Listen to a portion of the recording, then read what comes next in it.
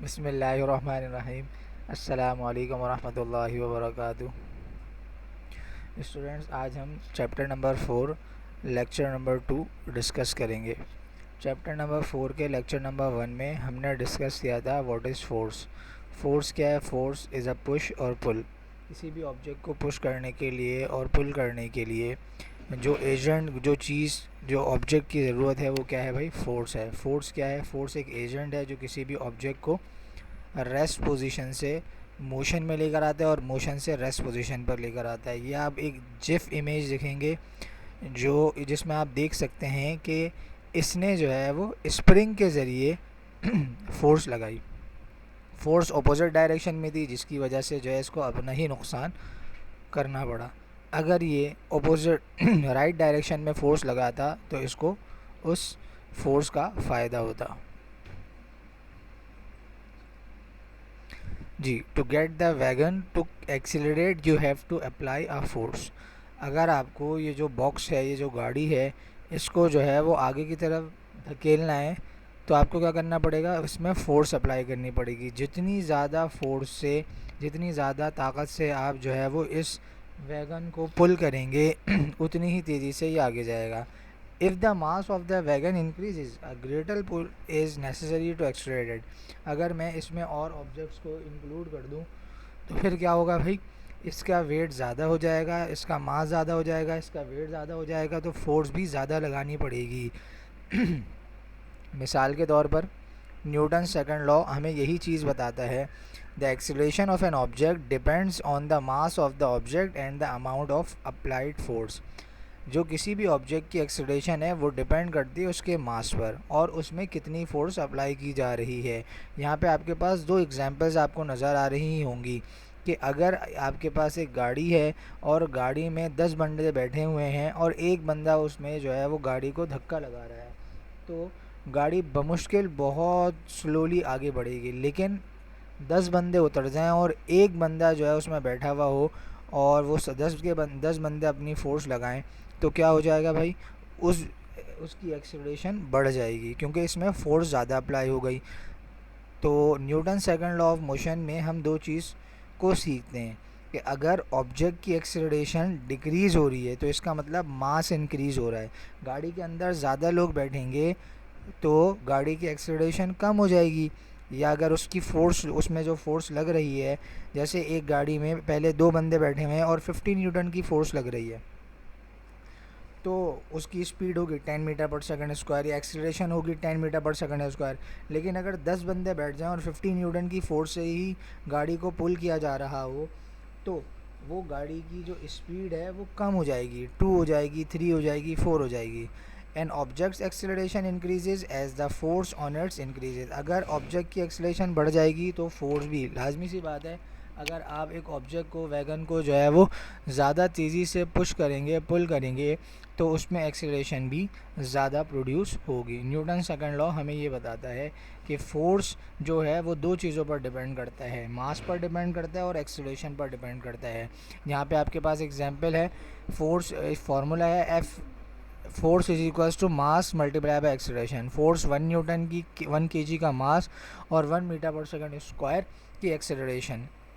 What force is necessary to accelerate a 2000 kg truck at a rate of 5 metre per second square? मुझे बताइए कि आपके पास एक 2000 KG का ट्रक है और वो 5 मीटर पर सेकंड स्क्वायर की रफ्तार से एक्सीलरेट कर रहा है तो उसमें कितनी फ़ोर्स जो है वो लग रही होगी, कितनी फ़ोर्स चाहिए होगी? तो आपने फार्मूला लगाया F is equals to M multiply by A. M जो है वो आपके पास 2000 था, ए आपके पास 5 था। 2000 मल्टीप्लाई बाय 5, 10,000 न्यूटन की फोर्स चाहिए होगी। मतलब डबल इन दोनों का जो है वो डबल हो जाएगा कि अगर आपके पास 2000 केजी है तो 5 टाइम्स उसमें जो है वो 5 टाइम्स ज़्यादा जो है उसमें फ़ोर्स आपको अप्लाई करनी पड़ेगी, तब जाकर जो है उसमें एक्सीलरेशन प्रोड्यूस होगी। और अगर आप उसमें इंक्रीज़ कर देंगे फ़ोर्स को, 6 टाइम्स कर देंगे, 7 टाइम कर देंगे, जितनी ज़्यादा फ़ोर्स इंक्रीज़ करते जाएंगे उस ट्रक की जो एक्सेलरेशन है वो बढ़ती जाएगी। फोर्सेस आर बैलेंस, इसका मतलब ये है ये चीज़ मैंने आप लोगों को कल भी बताई थी कि न्यूटन्स फर्स्ट लॉ क्या कहता है कि ऑब्जेक्ट अगर रेस्ट पोजीशन पर है और आखिर तक अभी आप गाड़ी में बैठे, उसकी इनिशियल वेलोसिटी 0 है, 5 सेकंड के बाद, 10 सेकंड के बाद, 5 मिनट के बाद उसकी वेलोसिटी, वो गाड़ी वहीं की वहीं रुकी रही, चली नहीं, तो इनिशियल वेलोसिटी भी 0 और फाइनल वेलोसिटी भी 0।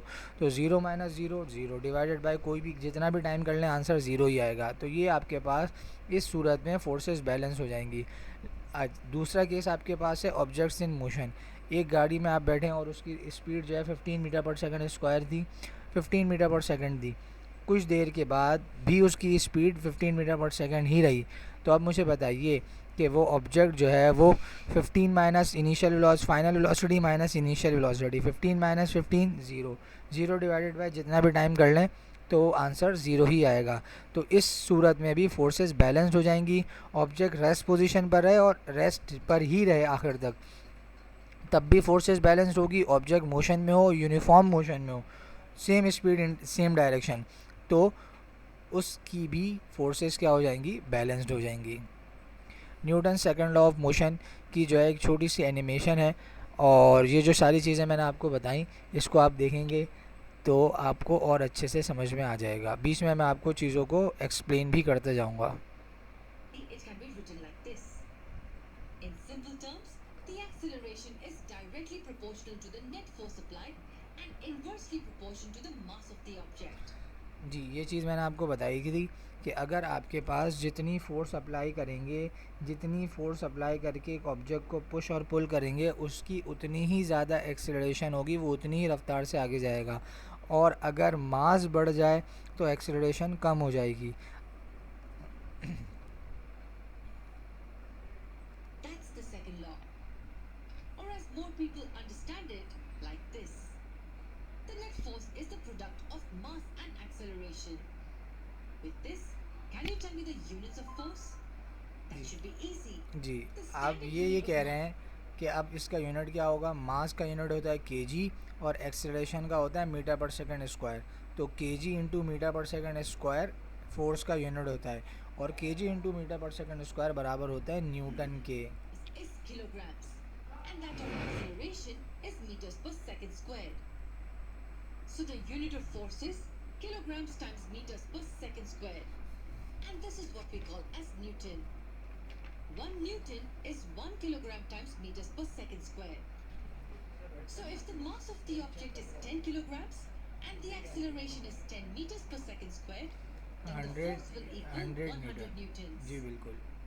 We can say that 1 Newton is defined as the amount of force required to give a 1 kilogram mass and acceleration of 1 meter per second squared. जी, It can be written like this.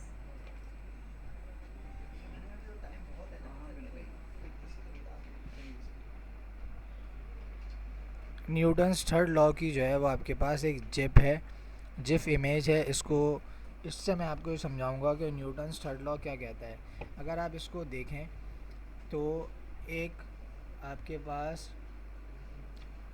Projectile है, आपके पास एक जो है वो missile को जो है ना, या फिर गन है, या किसी भी किस्म की आपके पास जो है ना वो गन है या मिसाइल है, तो जब आप उसको सामने की तरफ पुश करते हैं तो वो एक अपनी अपोजिट डायरेक्शन में फोर्स पुश या पुल करता है। तो न्यूटन्स का थर्ड लॉ ये कहता है, for every action there is an equal and opposite reaction. हर एक्शन का एक रिएक्शन होता है लेकिन उसकी डायरेक्शन अपोजिट होती है। अगर आप ये देखें तो यहाँ पर जो है वो इसने जो फोर्स लगाई वो फॉरवर्ड डायरेक्शन में लगाई, लेकिन इसका जो इसको रिज़ल्ट मिला, जो उसने अपोजिट डायरेक्शन में जितनी फोर्स उसने फॉरवर्ड डायरेक्शन में लगाई थी उतनी ही फोर्स उसको बैकवर्ड डायरेक्शन में मिली। क्यों? क्योंकि न्यूटन सेकंड लॉ ये कहता है कि for every action there is an equal and opposite reaction. हर एक्शन का इक्वल ही रिएक्शन होता है लेकिन उसकी डायरेक्शन अपोजिट होती है। एक और चीज़ है, एक और वीडियो है, एक इमेज है जिससे मैं आपको इसको और अच्छे से एक्सप्लेन करूँगा। जी, ये न्यूटन थर्ड लॉ है कि आपके पास एक बलून है, बलून में जो है वो आपने एयर जो है ना वो फिल कर दी। अब जैसे ही एयर उसमें से निकलना शुरू होगी तो उस एयर की जो डायरेक्शन होगी वो डाउनवर्ड डायरेक्शन होगी और बलून की जो डायरेक्शन होगी वो अपवर्ड डायरेक्शन में होगी। तो ये भी एक बहुत ज़बरदस्त एग्जांपल है कि जिसमें जो है वो आप आपको एक्शन और रिएक्शन और अपोजिट डायरेक्शन का समझ में आ सकता है। इसी तरीके से एक और एग्जांपल है, the interaction between a hammer and a nail. A hammer exerts a force on a nail and drives it into a board, and a nail exerts a force on a hammer.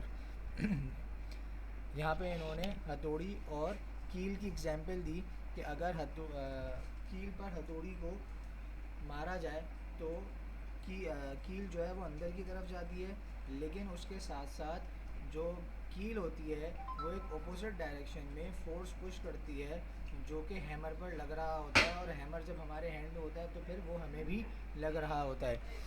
अब balloon की example भी मैंने आपको दे दी जी। Newton's third law की एक छोटी सी animation है, इसको देख लें। Only question you need to ask yourself while studying the third law is, what happens when two objects interact with each other? What happens when you place an object on the table? The object exerts a force on the table, and the subject exerts an upward force on the object. There are two forces that result from this interaction: a force on the table and a force on the object. The magnitudes of the two forces are the same, but the directions are opposite. These forces are called as action and reaction forces. The force exerted by the object on the table was an action force, and the force exerted by the table on the object is the reaction force. What we saw here is nothing but a display of the Newton's third law of motion. Every action has an equal and opposite reaction. That's how simple the third law is. Every action has an equal and opposite reaction. It means that when two objects interact, there is a force on each object. The magnitude of force on the first object equals the magnitude of force on the second one. And what about the direction? The direction of force on the first object is opposite to the direction of force on the second one. Let's talk about more examples. While a frog is swimming, it pushes the water back and the water pushes its body forward. Now let me ask you a question. Say a bird is flying upwards. Will the Newton's third law apply here? Sometimes the third law is not so obvious. You'd probably say that the bird is the only object here and there's no second object. But that's not correct. The wings of the bird push the air downwards and the air pushes the bird upwards. जी, यहाँ पर आप दो examples को देख सकते हैं कि opposite direction में आप यहाँ पर जो है वो आपके पास फ्रॉग है, वो जो है स्विम कर रहा है, तो वो जब स्विम कर रहा है तो वो फोर्स लगा रहा है फॉरवर्ड डायरेक्शन में, और जो वाटर है वो उसको बैकवर्ड डायरेक्शन में उसकी फोर्स लगा रहा है उसको पुल कर रहा है।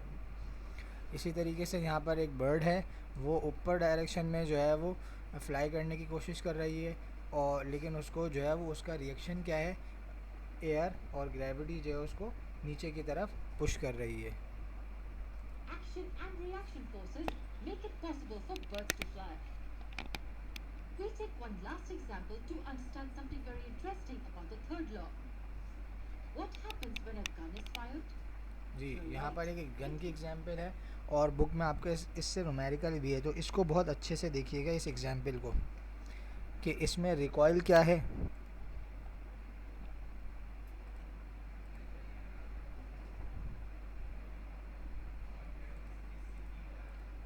If the force exerted by the gun, example of Newton's third law. But hold on. If the force exerted by the gun on the bullet is the same as the force exerted by the bullet on the gun, then why doesn't the gun recoil with the same acceleration as the bullet? The gun recoils, yes, but it doesn't recoil at the same acceleration as the bullet, right? Same magnitude of forces, but different accelerations. Why do you think this happens?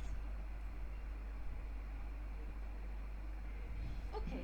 यहाँ पर आपको एक चीज़ बता रहे हैं कि एक gun को जो है वो जब फायर किया गया तो उसमें बुलेट जो है वो निकली फॉरवर्ड डायरेक्शन में, उसकी स्पीड जितनी थी, और जब उस आपने देखा होगा एक जर्क उसको जो है वो महसूस हुआ जैसे ही उसने गन को फायर किया, तो बुलेट जब उसमें से निकली तो उसको एक जर्क महसूस हुआ, वो जो गन थी वो बैकवर्ड डायरेक्शन में गई। तो ये कह रहे हैं कि जो बुलेट की स्पीड थी उसकी स्पीड ज़्यादा है और गन की जो स्पीड है वो कम है। ए बी मतलब acceleration of bullet greater than A G acceleration of gun, लेकिन फोर्स दोनों की इक्वल थी। इसने जितनी फोर्स से बुलेट को पुश करा, बुलेट जितनी स्पीड से गई उसकी स्पीड ज़्यादा है, लेकिन जो उसने फोर्स लगा के गन को बैकवर्ड डायरेक्शन में पुश करा वो फोर्स सेम थी, लेकिन उसकी एक्सेलरेशन कम थी। ऐसा क्यों, आपसे उन्होंने सवाल पूछा है, फिर उस आपको सोचने का वक्त दिया और उसका जवाब आप आपको खुद दे रहे हैं। So if your concept of the second law of motion was clear, you wouldn't really be surprised with this. जी, अगर आपका सेकंड लॉ ऑफ मोशन का कॉन्सेप्ट क्लियर होगा तो आपको ये समझने में कोई परेशानी नहीं होगी। The second law of motion says that the force is the product of the object's mass and acceleration. जी, फोर्स जो है वो प्रोडक्ट है मास इनटू एक्सेलरेशन का। तो अब मुझे बताइए कि बुलेट का मास और बुलेट की एक्सेलरेशन, बुलेट का मास कम है इसलिए उसमें एक्सेलरेशन ज़्यादा प्रोड्यूस हुई, गन का मास ज़्यादा है इसलिए उसमें एक्सेलरेशन कम प्रोड्यूस हुई, लेकिन फोर्स दोनों में इक्वल लगी। इसकी एग्जांपल ये है कि आप 50 न्यूटन की फोर्स से एक जो है वो साइकिल को अपनी तरफ पुश करें और इसी तरीके से 50 न्यूटन की फोर्स से आप जो है वो एक ट्रक को पुश करें, तो आपको फ़र्क पता चल जाएगा कि साइकिल बहुत आसानी से और बहुत स्पीड से आएगी आपके पास, लेकिन जो ट्रक है वो बहुत स्लोली या ज़रा सा हिलेगा। तो फोर्स सेम है, लेकिन दोनों के अंदर जो एक्सेलरेशन प्रोड्यूस हुई है वो मास की वजह से डिफरेंट हो गई, क्योंकि सेकंड लॉ ऑफ मोशन हमें ये बताता है कि फोर्स जो है वो प्रोडक्ट है मास इनटू एक्सेलरेशन का। Or the acceleration of the object is equal to the force over its mass. What does this tell us? Yes, if the mass is more, then the acceleration will be less. In this example, the mass of the gun is much more than that of the bullet. Upload कर रहे हैं, Hence, the acceleration of the rifle is lesser than that of the bullet. ये तो मेरी चीज़ है। If you're in a boat and step out of it onto the land, कर ले there यार, are two forces आज involved. कर ले, You pushing the boat behind and the boat घर pushing पे ही you बना लेना, forward. रिवाज बना ले, And that's why you see the boat go behind when you go forward. छोटा नया बना ले। Now let's say a sailor jumps off a huge ship. The sailor does apply a force on the ship and the ship also applies a force on the sailor. But do you think the ship will accelerate as much as the sailor? Not really. And I think you know why. जी, यहाँ पे इन्होंने एक और example दी थी और वो example थी एक छोटी सी बोट की और एक शिप की। तो जब वो किनारे पर जाएगा तो बोट जो है वो पीछे की तरफ ज़्यादा जाएगी, और अगर वो शिप से जो है वो आगे की तरफ जाने की कोशिश करेगा तो शिप जो है वो उसको और ज़्यादा आगे की तरफ जो है वो फोर्स उसको पुल करेगी। क्यों? क्योंकि उसका जो है वो मास ज़्यादा है और उसका मास कम है।